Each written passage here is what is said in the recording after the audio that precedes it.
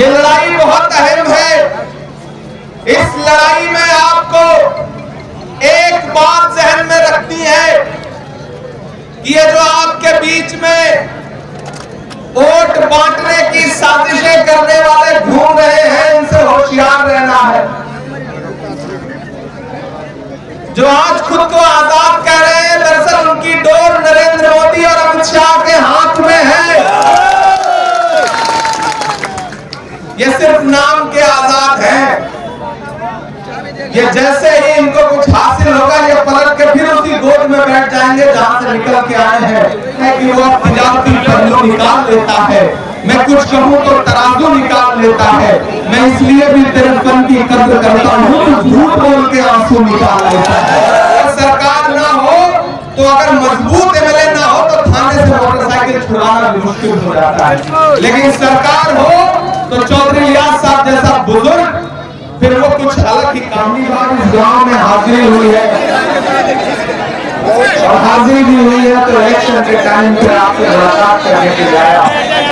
मुझे पता है भीड़ बहुत ज्यादा है, भीड़ ज्यादा होने की वजह से थोड़ी अव्यवस्था है, लेकिन इसी माहौल में मीडिया के साथी कृपया चुप रहे। आप लोग ज्यादा बोल रहे हैं जितना स्टेज पर बैठे हुए लोग नहीं बोल रहे हैं। दोस्तों, कसूर आप लोगों का भी नहीं है। जितना भाजपा की रैलियों में भीड़ होती है, उतना तो यहाँ स्टेज पर बैठे हुए हैं। तो इस वजह से सारा सिस्टम जाम हो गया है, कोई जो राय नहीं। पहली बार आपके बीच में आया हूँ, थोड़ी देर आपसे गुफ्तगू करूंगा। जैसा भी माहौल है इसीलिए एडजस्ट करने की कोशिश करिए। चौधरी इलियास साहब आपके लोकप्रिय विधायक, उनके साहबजादे जावेद साहब, चेयरमैन इरशाद साहब, हमारे बाकी जो जिम्मेदारान हैं, जेलदार साहब, सबका नाम एक एक करके लिया नहीं जा सकता। मुझे उम्मीद थी मैं 2 बजे 2:30 बजे इस सभा में आ जाऊंगा, लेकिन रास्ते पर हजारों ट्रैक्टर का ऐसा काफिला था कि हमें मजबूर होकर के उतर के पैदल चल के आना पड़ा, क्योंकि गाड़ियां तो आ ही नहीं पा रही थी। हमारे बुजुर्ग चौधरी इलियास साहब, इस नाम से चुप रहे, तो चुप ना रहो। इस बुजुर्ग इंसान में जो जज्बा है, जो जोश है, जो हिम्मत है, जो ताकत है, मैं उसको सलाम करने के लिए आया हूँ। मुझे पता है वोट मांगने की आपके बीच में जरूरत नहीं है, बस मैं तो आपको सैल्यूट करने, आपको सलाम करने आपकी मुट्ठी में आया। आपसे 2-3 जिम्मेदारी भरी बातें करना चाहता हूँ। आने वाली 5 तारीख को आपको अपने घरों से बाहर निकलना है, और न सिर्फ पुनहाना के मुस्तकबिल का फैसला करना है, बल्कि हरियाणा के मुस्तकबिल का भी फैसला करना है। मेरी नई नस्लों, अगर आपको यह लगता है कि यह इलेक्शन सिर्फ एक विधायक चुनने का इलेक्शन है, तो आप लोग गलतफहमी के शिकार हैं।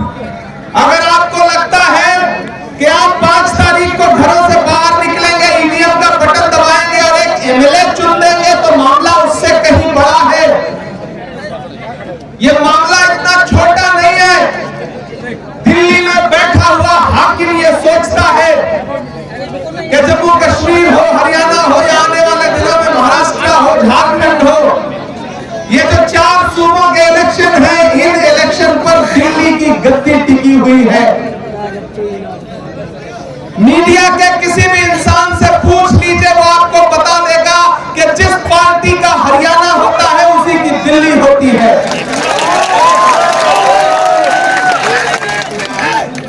इसलिए मैं आपसे गुजारिश करने आया हूं कि इस इलेक्शन का मकसद बहुत बड़ा है। इस इलेक्शन का मकसद बहुत बड़ा है। ये जो मीडिया के साथी, आप बैठ जाओ, आपका कैमरा अगर दिखता है तो ठीक है, आप ही खड़ा जाओ, तो पीछे लोगों को कैसे दिखाई पड़ेगा। और आपसे भी गुजारिश है कि कैमरे चलने दीजिए। आपको पता नहीं है कितने लोग अपने घर में बैठ के लाइव देख रहे होंगे और रात को वो नींद नहीं आएगी, इसलिए इसे देखने दीजिए, चलने दीजिए, क्योंकि वो रैली में तो आ नहीं पाए होंगे, मजबूरी है, सियासी दूरी है, कैसे आए, लेकिन लाइव तो घर में देख ही रहे होंगे। ऐसे में ये लाइव चलना भी जरूरी है, थोड़ा बर्दाश्त करिए। आप पिछले कितने सालों से गोदी मीडिया को बर्बाद करने आ रहे हैं, तो आपके अपने बीच के बेचारे यूट्यूब चैनल है। मैंने कहा ना, इस इलेक्शन का मकसद बहुत बड़ा है। दिल्ली में बैठे हुए नरेंद्र मोदी जी जब 400 पार का नारा लोकसभा में लगा रहे थे, तो उन्होंने ख्वाबों ख्यालों में भी नहीं सोचा था कि वो 240 पे आके टिक जाएंगे। और अब 5 तारीख को आप घरों से निकलेंगे और जब 8 तारीख को रिजल्ट आएगा तो मैं आपको यकीन दिलाता हूं कि अगर आपने हरियाणा जिता करके कांग्रेस पार्टी की झोली में डाल दिया तो दिल्ली की सरकार ज्यादा दिन नहीं चलेगी, क्योंकि ये हरियाणा है जहां एक बार रक्त गाड़ देता है। अगर आपने खास तौर से पुराना वालों, मेवात वालों, आपने कांग्रेस पार्टी के कैंडिडेट को जिता करके, चौधरी इलियास साहब को जिता करके असेंबली पहुंचा दिया, तो आप जिता करके तो एमएलए बना के पहुंचाओगे, कांग्रेस पार्टी वहां से इंशाल्लाह वापस मिनिस्टर बना करके भेजेगी। इसलिए मैं आपसे गुजारिश करने आया हूं कि मेरे भाई, ये लड़ाई बहुत बड़ी है, ये लड़ाई बहुत अहम है। इस लड़ाई में आपको एक बात जहन में रखनी है कि ये जो आपके बीच में वोट बांटने की साजिशें करने वाले घूम रहे हैं, इनसे होशियार रहना है। जो आज खुद को आजाद कह रहे हैं, दरअसल उनकी डोर नरेंद्र मोदी और अमित शाह के हाथ में है। ये सिर्फ नाम के आजाद हैं। ये जैसे ही इनको कुछ हासिल होगा, ये पलट के फिर उसी गोद में बैठ जाएंगे जहां से निकल के आए हैं। इसलिए मेरी गुजारिश है कि रत्ती भर भी बहकना नहीं है।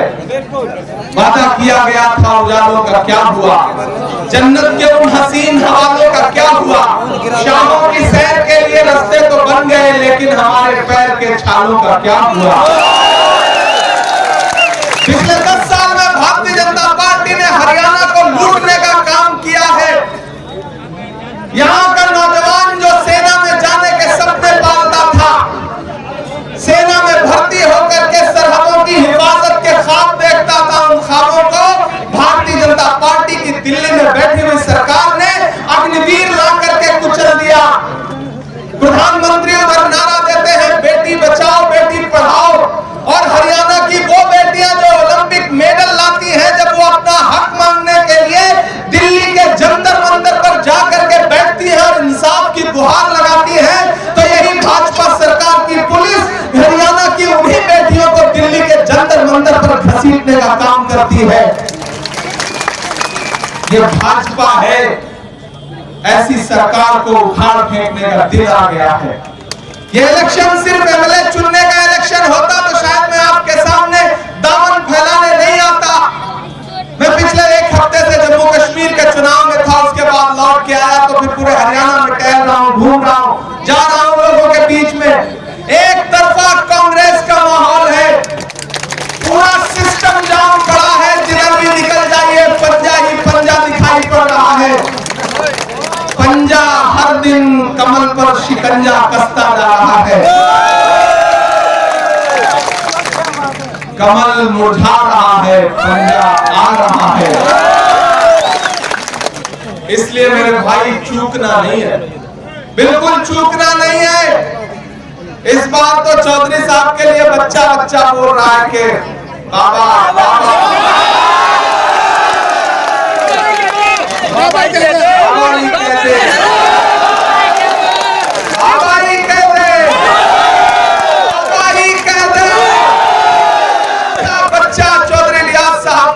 मोहब्बत दिखा रहा है। मैं तो तकरीबन 20 किलोमीटर का रोड शो करते हुए यहाँ पे पहुंचा हूँ। मैं पुराना की आवाम को सलाम करता हूँ, और ये जो नई बिछौर का 12 गांव है, जिसके लोगों ने यहाँ जन समर्थन देने के लिए समारोह किया है, मैं उनकी मोहब्बत को सलाम करता हूँ। हम सोजा में भी हक बात कहेंगे, हम आतिशे सोजा में भी हक बात कहेंगे, कुंदन की तरह दहर में ताबिंदा रहेंगे। तारीख बताती है कि हर दौरे सितम में हम जिंदा थे, हम जिंदा थे, हम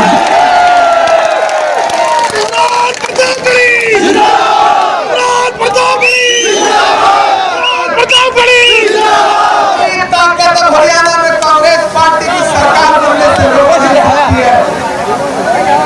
मेरे भाई जिधर जाइए भूपेंद्र हुड्डा जी का जो शासनकाल था पुराना, हरियाणा उसको याद कर रहा है। और ऐसे में कांग्रेस पार्टी की जो गारंटी है, कांग्रेस पार्टी का जो मैनिफेस्टो है, उन तमाम चीजों पर बात नहीं करूंगा, लेकिन एक जरूरी ऐलान और एक जरूरी वादा आपसे करना चाहूंगा। ये जो मेवात है, इसको शैक्षिक रूप से बहुत आगे बढ़ने की जरूरत है। तालीम के लिए यहाँ पर बहुत काम होने की जरूरत है। मैं वादा करता हूँ और चौधरी रियाज साहब को भी ये यकीन दिलाता हूँ, और यहाँ जितने भी एमएलए जीतेंगे पूरे मेवात के, उनको लेकर के राहुल गांधी जी से मिल करके इस इलाके में तालीम के लिए जो यूनिवर्सिटी की जरूरत है, उसके लिए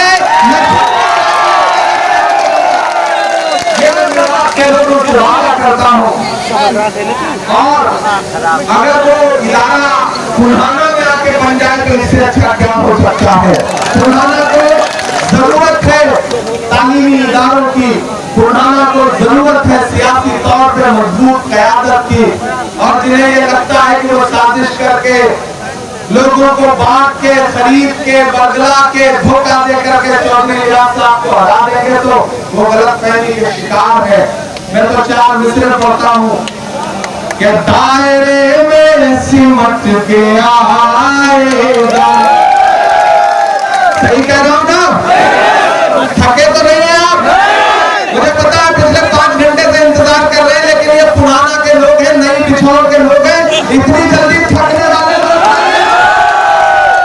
कि दायरे में सिमट के आएगा, हर रवायत से हट के आएगा। आंधियों को जरा खबर कर दो,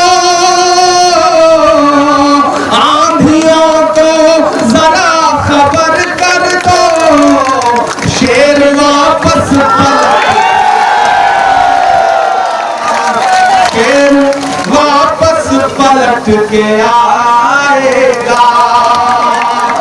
पूरे हरियाणा में कहीं भी चले जाओ, भाजपा की रैलियों में भीड़ नहीं है, किराए के लोग लाए जा रहे हैं।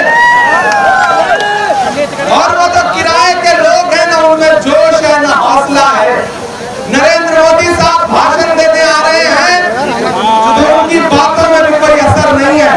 अभी हम रास्ते में आ रहे थे तो एक जगह 10-15 भाजपा के लोग खड़े थे, तो मुझे को माला पहनाने आ गए।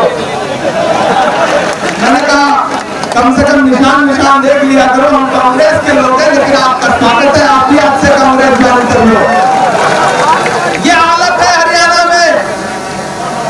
ये जो भाजपा के लोग हमसे सवाल पूछते थे कि बताओ कांग्रेस वालों 70 साल में क्या दिया, हम तो उनसे कहना चाहते हैं कि अरे भाजपाइयों, जो भाजपा सरकार अपना चलाया हुआ 2000 का नोट 7 साल नहीं चला सकी, वो हमसे 70 साल का हिसाब मांगते हैं।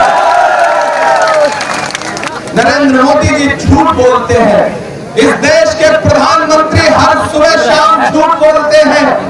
मैंने उनसे बड़ा अदाकार नहीं देखा है। अमिताभ बच्चन, दिलीप साहब तो छोटे एक्टर हैं, नरेंद्र मोदी जी बहुत बड़े एक्टर हैं। लेकिन इस बार राहुल गांधी जी ने ऐसा पंजा भिड़ाया है कि नरेंद्र मोदी जी पार्लियामेंट में राहुल गांधी जी के सामने ऐसे बैठते हैं जैसे नेता राहुल गांधी हो और प्रधानमंत्री जी चुप बैठे हो। ये आपकी दुआओं की वजह से हुआ है। मेरे भाई एक दिन पार्लियामेंट में तकरीर कर रहे थे, मैंने कहा ना झूठ बोलते हैं, आजकल तो एक्टिंग भी करने लगे हैं। रोहित वेमुला की मौत के बाद एक दिन पार्लियामेंट में खड़े होकर तकरीर कर रहे थे नरेंद्र मोदी जी। तकरीर करते करते भावुक हो गए। जब भावुक हो गए तो बाहर में निकला तो मीडिया के साथियों ने मुझसे कहा कि इमरान साहब आज तो राहुल गांधी के सामने भाषण देते देते नरेंद्र मोदी जी भावुक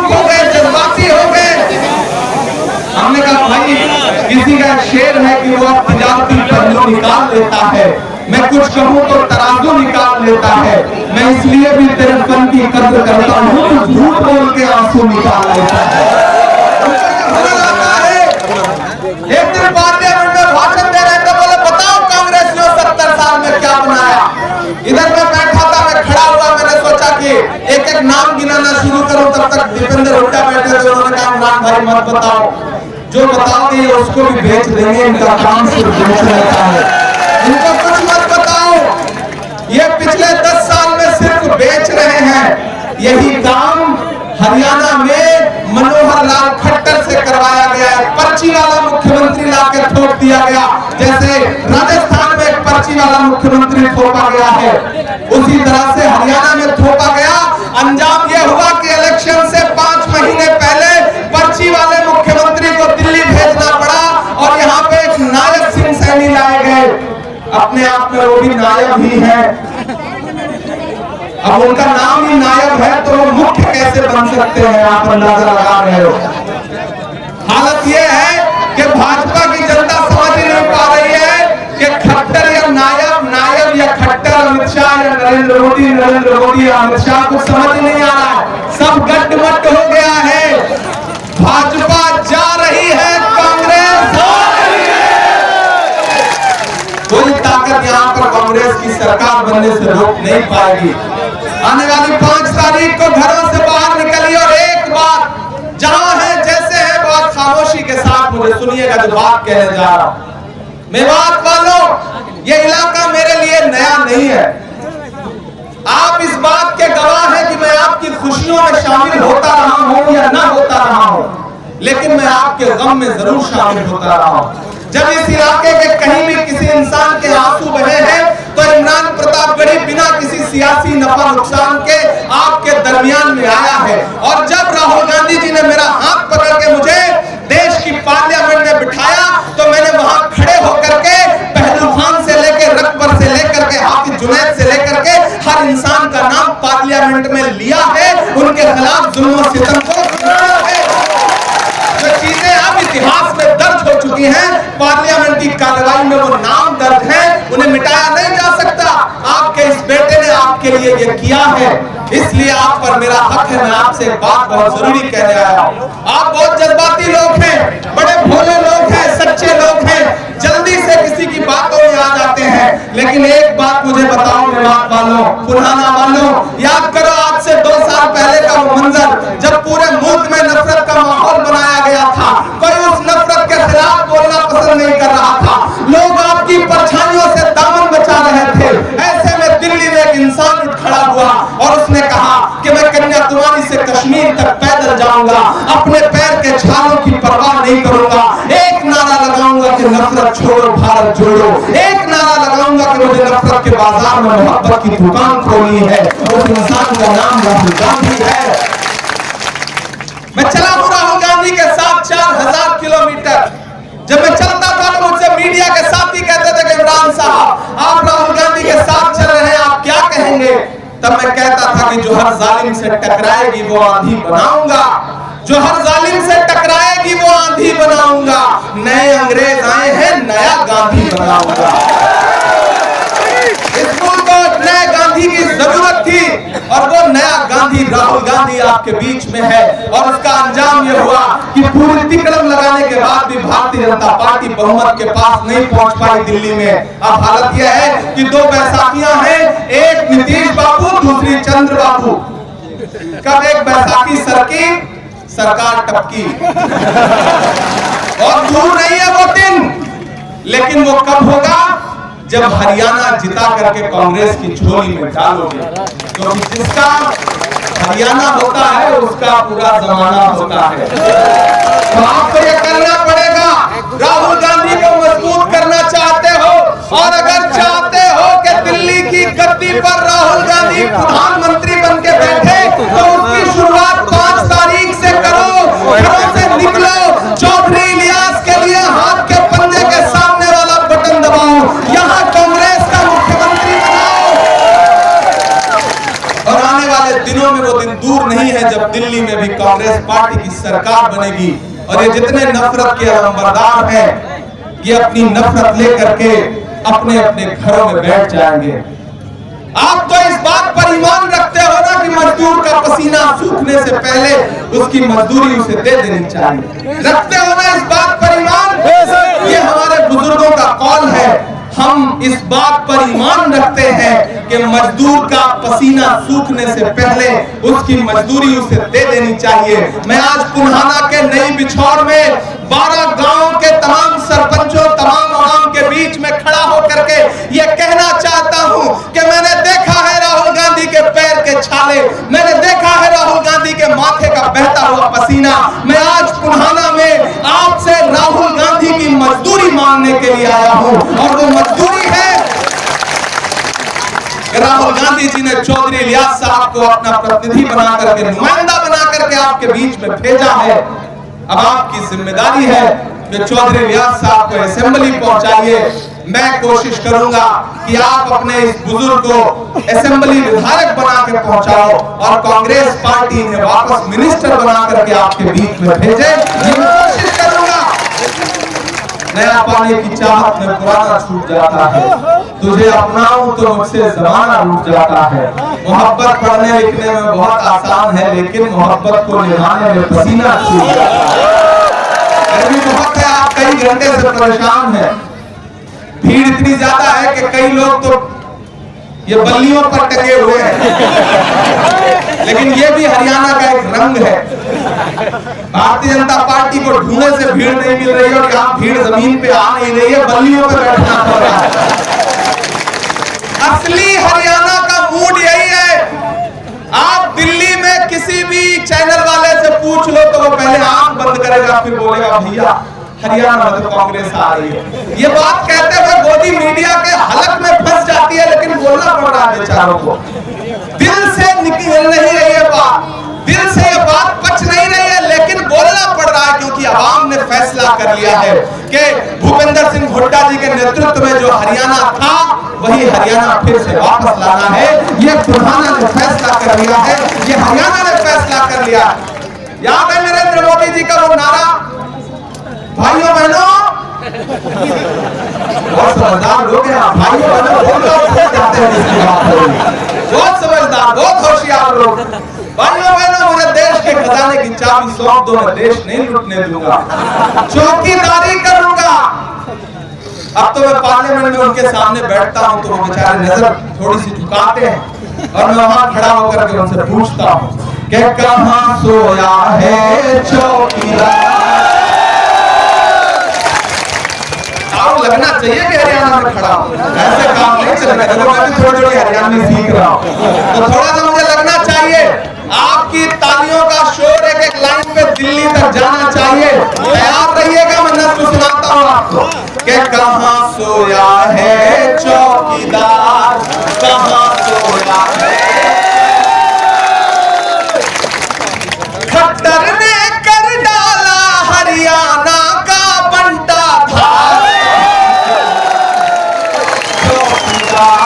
कहां सोया है चौकीदार।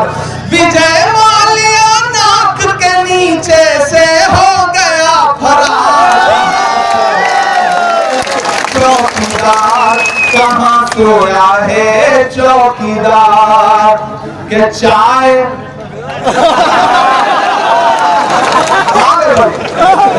आपको तुम्हारा वालों चाय नहीं आते, लेकिन चाय का नाम आते हैं आप वही पहुंचे।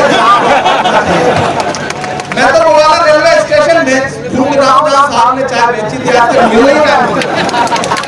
कल मैं समारोह में रोड शो कर रहा था तो वहां तो अलग ही माहौल है, अलग ही कल्चर है। लोग लंबे लंबे गिलास में दूध भर के लाते थे और हर 10 कदम पे लाते थे और कहते थे पियो, पीना पड़ेगा। और वो जो उसमें मोहब्बत होती थी, आदमी कितना दूध पिए आप सोचो। लेकिन उस मोहब्बत को सलाम करता हूँ और ये मिसरे पढ़ता हूँ कि कहां सोया है चौकीदार, कहां सोया है चौकीदार। गैस सिलेंडर की कीमत भी 1000 के पार, कहां सोया है चौकीदार। ये खुद वैसे वापस ले जाओ जैसे भाजपा वाले हनुमान जी को वापस ले गए। इसको किनारे रख लो, बहुत शोर कर करता है कि चाय बेचने वाला पूरा भारत बेच रहा है, कि चाय बेचने वाला पूरा भारत बेच रहा है। इसी काम में हासिल से महारत बेच रहा है। कि रेल बिक गई, तेल बिक गया, बिका हवाई अड्डा। और अगली लाइन आ गई उस पर कोई भी हाथ खामोश नहीं रहेगा। स्टेज पर उनका भी होता, सामने है उनका भी। मिसरे पढ़ता हूं और एक नाम आएगा, वो नाम सुन के गुदगुदी हो तो उसे तालियों में बदल देना। कि रेल बिक गई, तेल बिक गया, बिका हवाई अड्डा। सब कुछ बिकता देख के खुश है अपने जेबी। के जनता महंगाई की मारी, जनता महंगाई की मारी करती हाहाकार। कहाँ सोया है चौकीदार, कहाँ सोया है चौकीदार। इमरान तेरे जानिसार, इमरान तेरे जानिसार। मेरे भाई पुराना वालों, एक ऐसा दौर है जब बोलने पे पाबंदी है, जब सोचने पे पाबंदी है, जब कुछ अच्छा सोचने पर पाबंदी है। ऐसे दौर में भी मैं झुका नहीं, मैं डरा नहीं, कहीं छुप छुपा के खड़ा नहीं। जो डटे हुए हैं महान पर मुझे उन सबको तलाश कर। मैं लड़ रहा हूँ आपके लिए। मुझे कांग्रेस पार्टी ने कहा कि इमरान जाइए, चौधरी इलियास साहब के लिए आवाम से अपील करिए, चौधरी साहब को एक मिनट के लिए इधर लाइए, अपने बुजुर्गों के बीच में बैठे, करिए हमारे नौजवानों के साथ भी आए थोड़ी देर के लिए। ले आइए जावेद भाई तो नहीं, लेकिन वालिद साहब का होना जरूरी है। देखो देखो कौन आया, देखो कौन आया, देखो कौन आया। इमरान प्रतापगढ़ी, इमरान प्रतापगढ़ी। देखो देखो कौन आया, देखो कौन आया। इमरान प्रतापगढ़ी, इमरान प्रतापगढ़ी।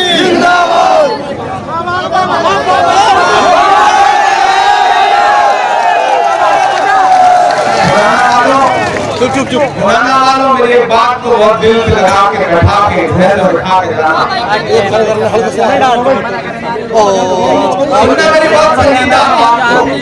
मैं पहली बार मिला हूँ आज चौधरी इलियास साहब से, कि किससे सुना करता था। किसी ने शेर कहा कि हम सायादार पेड़ जमाने के काम आए, हम सायादार पेड़ जमाने के काम आए, और सूखने लगे तो जलाने के काम आए। और टूटी हुई तलवार कभी फेंकना नहीं, शायद ये दुश्मनों को डराने के काम आए। ये जो बुजुर्ग है ये हमारे सर का असासा है, हमारी दस्तार है, हमारी पगड़ी है, हमारा साफा है। ये जब तक है तब तक गनीमत समझो। और ऐसे बुजुर्गों के लिए कोई इधर उधर, कोई नफा नुकसान, कोई और सियासी बात नहीं सोची जाती। ये हमारा आपका वकार है। कांग्रेस पार्टी का एक एक नेता इनकी इज्जत करता है। मुझे पार्टी ने कहा कि इमरान साहब जाइए और पुराना में चौधरी इलियास साहब के लिए दिल से अपील करके आइए। मैं आपके बीच में हाजिर हुआ हूं और मुझे पूरा यकीन है कि 5 तारीख को आप अपने घरों से बाहर निकलेंगे तो मुझे मायूस नहीं करेंगे। मैं आपसे वादा कर रहा हूं, ये हमारे बुजुर्ग हैं, हमारे दादा की उम्र के हैं, और मैं इमरान प्रतापगढ़ी पूरी मजबूती से चौधरी इलियास साहब का हाथ पकड़ के वादा कर रहा हूं कि आप इन्हें जिता करके असेंबली पहुंचाइए। इंशाअल्लाह इन इलाकों में जो काम अब तक नहीं हुआ है वो काम आने वाले 5 साल में होगा, क्योंकि हरियाणा में कांग्रेस पार्टी की सरकार बनने जा रही है।